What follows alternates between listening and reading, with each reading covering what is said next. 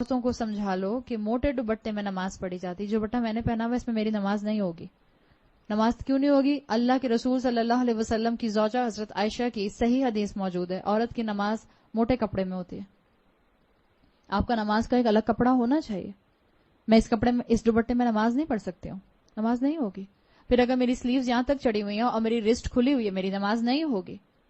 میری نماز کے لیے میرا سطر پورا کور ہونا، کور ہونے کا مطلب ریپ ہونا نہیں ہے. دیر is a difference between rape ہونا اور کور ہونا.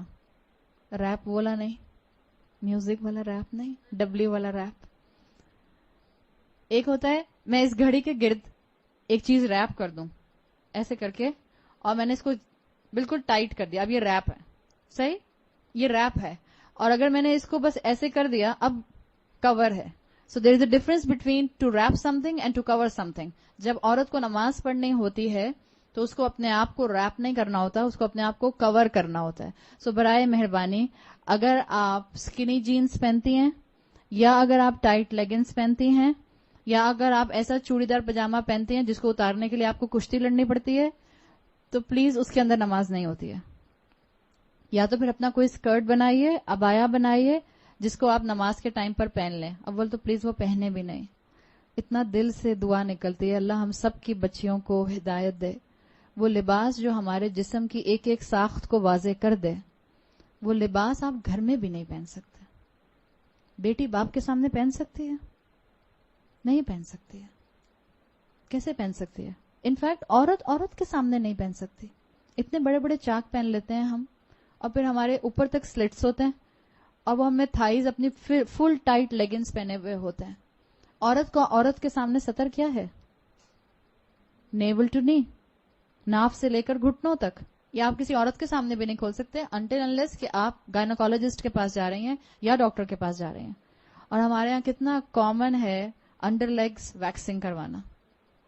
اٹس حرام، فاربیڈن، ناٹ الاؤڈ. نماز کے لیے موٹی چادر استعمال کیجیے.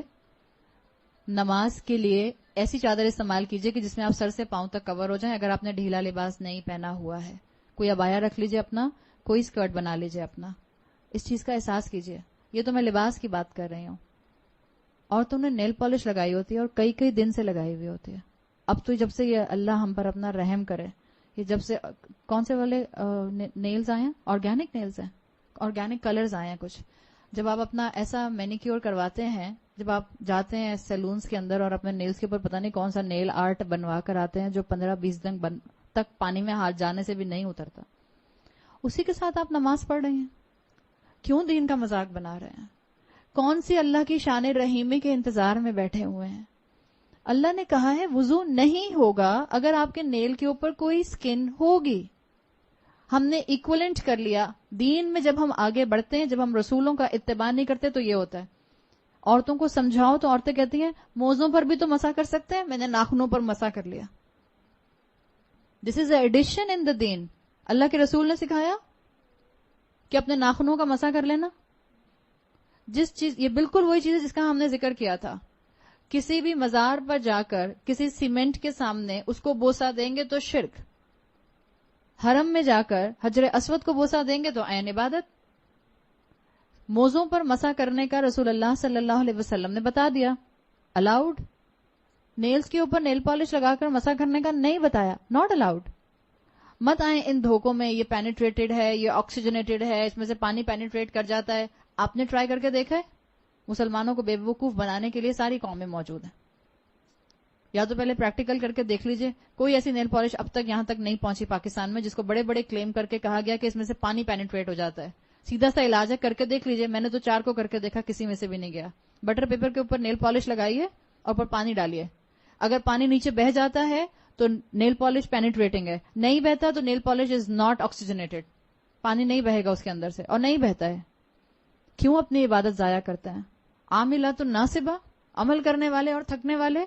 نماز پڑھی بھی اور سر سے اوپر اٹھی نہیں تو فائدہ. مت دھوکے میں آئے. یہ دنیا متاع الغرور ہے، دھوکے کا سامان ہے. پہچانے اللہ نے مجھے اور آپ کو ایک بہت اعلیٰ مقصد سے پیدا کیا ہے، بہت اعلیٰ مقصد سے. کسی کو بہت شوق ہے نیل پالش لگانے کا، ایک وضو کر کے نیل پالش لگائیے, دوسرے وضو سے پہلے اتاریے, اپنا وضو کیجیے, نماز پڑھیے, پھر لگا لیجیے. کرتی رہیں سارا دن یہی کام, بڑی فارغ ہیں آپ. 12 اگر کسی کو شوق ہے تو میں منع نہیں کروں گی, لیکن پلیز اپنی نماز ضائع مت کیجیے.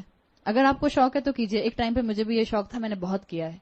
اتنا ہی شوق تھا مجھے کہ میں ہر نماز سے پہلے نیل پالش اور ریموور سے اتارا. اس وقت تو پیل آف نہیں آتی تھی, اب تو پیل آف آ گئی ہے, تو آپ پیل آف اتار دیجیے, وضو کیجیے دوبارہ, پھر لگا لیجیے اگر آپ کو بہت شوق ہے.